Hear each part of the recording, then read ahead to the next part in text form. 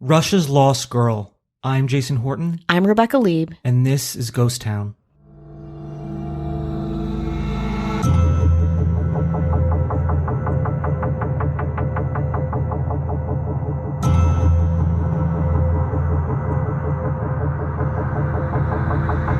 Death of 20-year-old supermodel Ruslana Korshunova sent shockwaves through New York.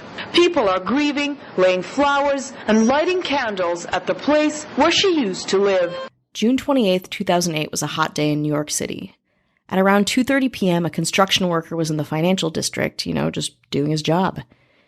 But out of the corner of his eye, he saw motion at the top of the building he was working next to, 130 Water Street.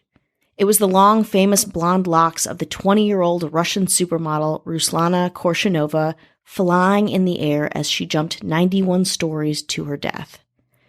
We're going to be talking about the life of Ruslana Korshunova, her career, and the disturbing, untimely involvement with what kind of I would consider a cult, and then the controversy around her death. So who was Ruslana Korshunova? After the breakup of the USSR, Korshunova's father made a fortune in some kind of private business matters. At 16, her family moved to Almaty, Kazakhstan, and she wanted for nothing.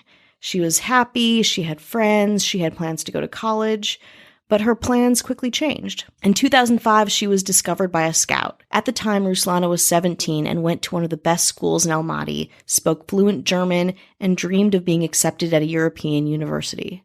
She was called to a casting in London. Her mother, a manager at a cosmetics company, didn't want to let her daughter go. Ruslana insisted, "London, I'll finally see London."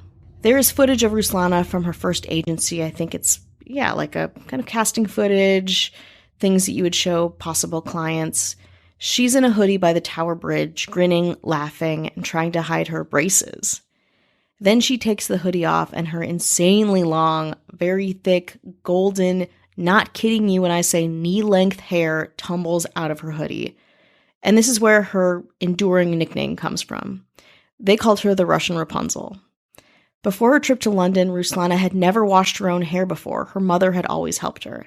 Now, she was a model, she was traveling everywhere, she had to manage her own defining feature, another thing she was absolutely not prepared to do. The 5'8" teenager started booking gigs quickly, traveling to London, Paris, and Milan for different campaigns. But of course, as a teenager, you can be easily blinded by the glamour of the industry and also imprisoned by it. The pressure of modeling and the people around her stressed her out, to say the least, and at worst, oppressed her. She was a very sensitive person. She would write poems when she felt alone or when she felt like the industry rejected her. A model friend recalls, "In Paris and Milan, there'd be these dinners. Rich men would pay to come. We would join in for free. Ruslana and I would go.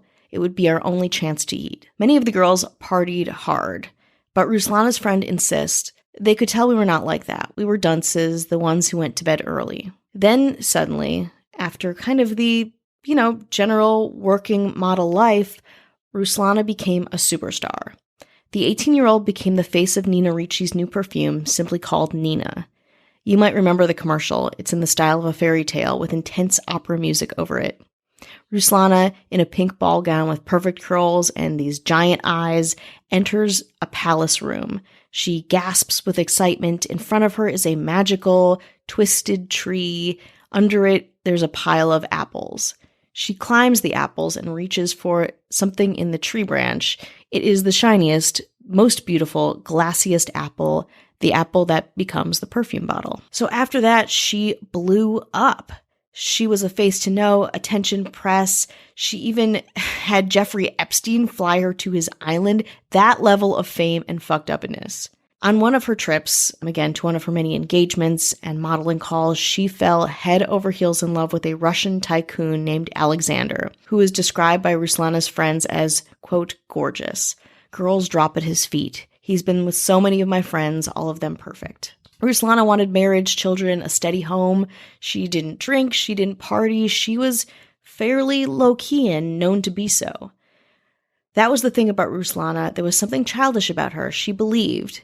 So they dated for a brief moment, but then Alexander dumped Ruslana, and she was heartbroken. She kept on texting him, posting poems of unrequited love on her networking page. One of the poems said, quote, "You left again, leaving in return a castle of pink dreams and ruined walls.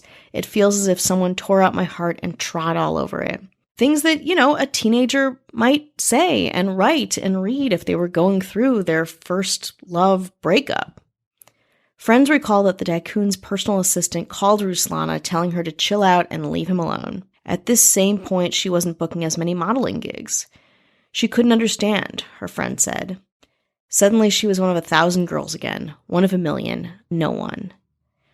This is when Ruslana turned to a group called the Rose of the World.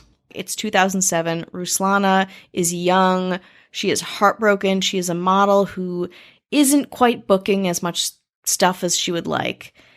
So she joins Rose of the World, in part to confront her problems with relationships, in part she was feeling depressed.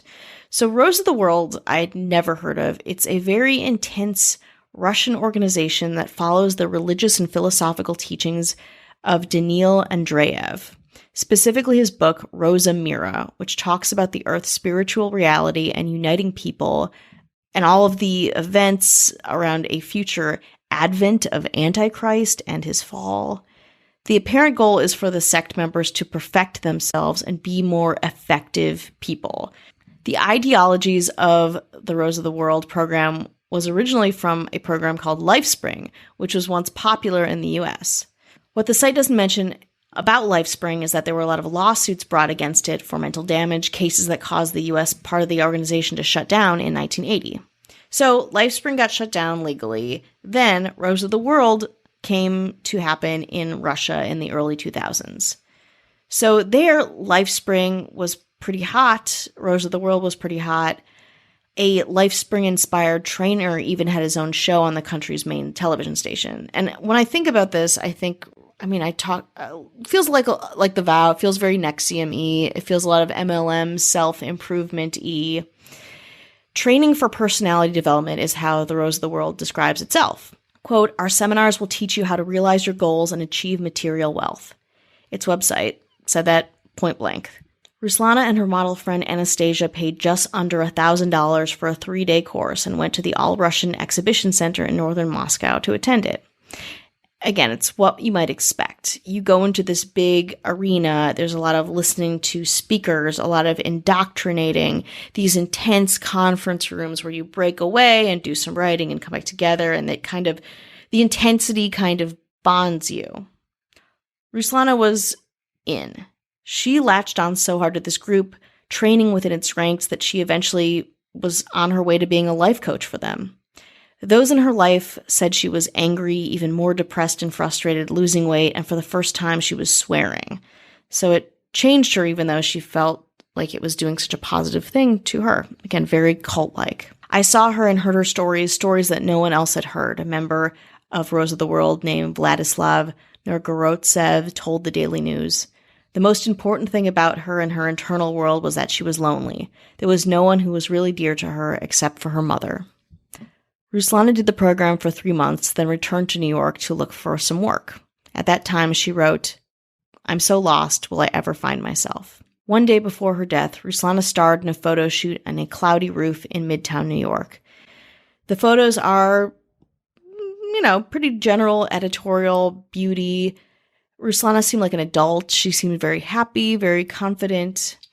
But the very next day, on June 28th, 3 days before her 21st birthday, Ruslana jumped out the window of her New York high-rise. Says the mother of Ruslana's model friend, who was staying with her at the time, "I got home late. She wasn't there. I found a note. Forgive me for anything. Cremate me." I ran to the police station. A cop said casually, "You the mother of that girl who threw herself from the block of flats?" I didn't know what to say. They showed me a bag with sneakers. They were hers. Then there could be no doubt. When members of Rose of the World found out, they were pretty callous about it. "That's normal," a senior member of Rose of the World named Volodya says about Ruslana's state before she committed suicide. "We call it a rollback. Ruslana had one. She would cry at night, would wander around town not knowing where she was going. You have to go through that to grow." Rose of the World is still active in Russia and has since changed its name to Nodsev Education, and it's still offering courses to stressed out Russians for around $700 for a 3-day session. Novogorodtsev, which I hope I'm saying right, has a lot of quotes on the website and describes himself as a master in understanding the motives of human behavior. Thousands of people are still their clients. There are famous bankers, owners of publishing houses, entertainment people. It branches Moscow, St. Petersburg, all over. A lot of Russians, however, do think it's a cult and that it's very dangerous, but it kind of traverses that line between motivational and schematic. Some of Ruslana's friends and family especially think that coaches of Rose of the World wanted money from her, and that's where the controversy around her death kind of comes from. None of Ruslana's friends and family believe that she would kill herself. Ruslana's mother thought it was someone trying to get money. They were persuading Ruslana for a long time and demanded that she should return to her group, but she did not do so, nor did she worry about it. The sect is dangerous, but was not what pushed Ruslana to suicide. I am sure my daughter was murdered. It means she was thrown off a balcony, and all of this is about money. I did not get a penny from those millions earned by Ruslana. So those are all quotes from her mother talking about her daughter's death. And as you can see, they don't think that Rose of the World did it, but that it was influencing her state of mind and financial well-being. A friend of the supermodel, Eva Bayer, I hope I'm saying that right too. A friend of the supermodel, Eva Bayer, thought it was the industry. Ruslana enjoyed the training. She was a strong character. She loved life. I doubt the training would make her commit suicide. She was always a reasonable and clever girl. She claimed a year before her death that she was being fooled by an unnamed agent who was pocketing her money. Ruslana was about to sue them, but she couldn't do it before she turned 21. And suddenly, some days before her birthday, she died. So I think it is not to do with that sect at all. You can still see Ruslana's original fame-making Nina Ricci ad campaign on billboards all over Moscow. You can find them online, the clip itself, and the perfume still sells particularly well with Russian teens. And that is the story of Ruslana Korshunova, her tragic death, and the controversy surrounding if she jumped, if somebody killed her, if it was this group influencing her, if it was the industry. Lots of competing factors in this. What seems to be a constant in these groups, these motivational groups, is beside the fact that you pay a lot of money, it seems cult-like, they promise, or they probably offer, in your career, in your passions, you'll be better at it, but we really don't want you to leave this and go do that.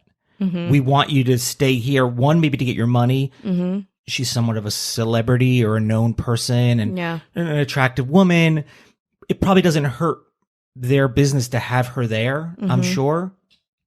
So it's an interesting thing to make these promises that what you're hoping to get from it, but what they really want is they don't want you to leave. And how much different is that than any of these things? And you think like, oh, we've learned a lot since 2007, but it doesn't seem so.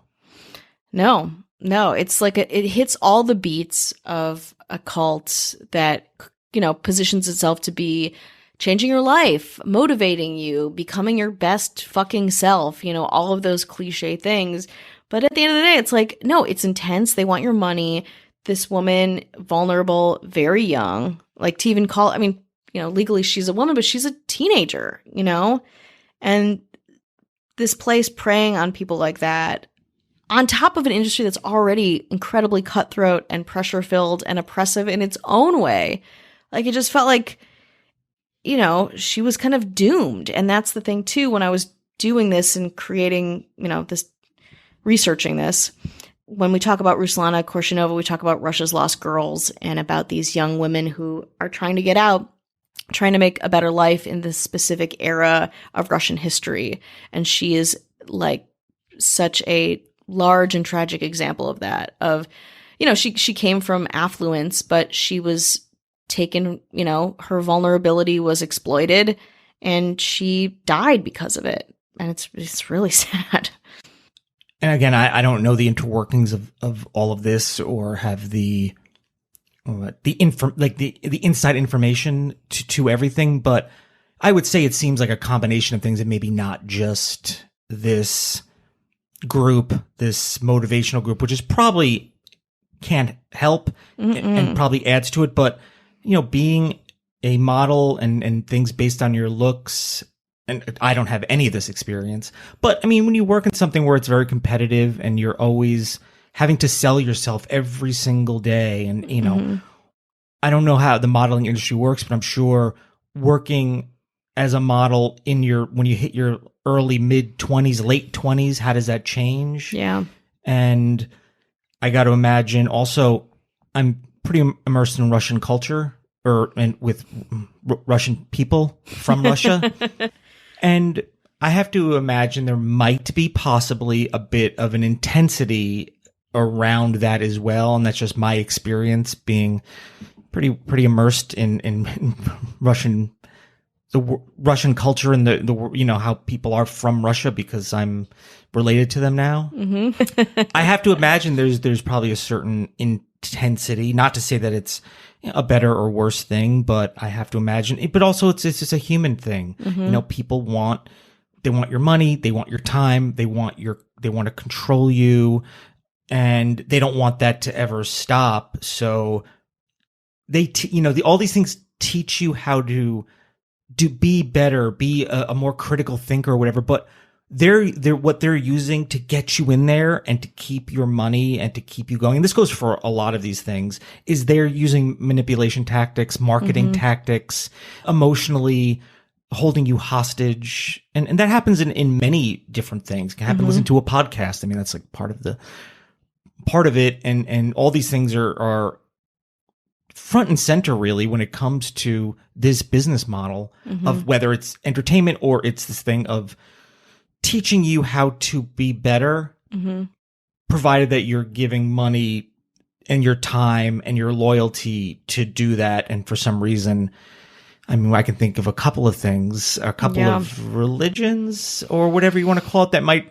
fall into that, and to say them. Maybe they're listening. We're right in the center of it right here. So it seems like the same old story in a way. Yeah. And it's just it sounds like an awfully tragic thing to witness and see. And it's like, it's a classic tragic tale with all the things that are, you feel like as old as time, unfortunately. And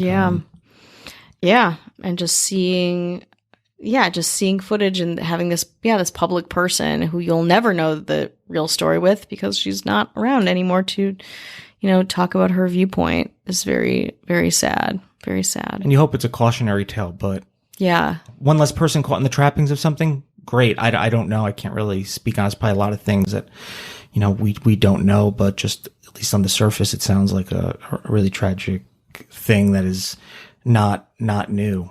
Yeah. I wonder if your in-laws know anything about this. You mean, are they involved in it? Is that what you're saying? That's not what I'm saying. I did give your wife $700 yesterday. That's all that it's pretty cheap.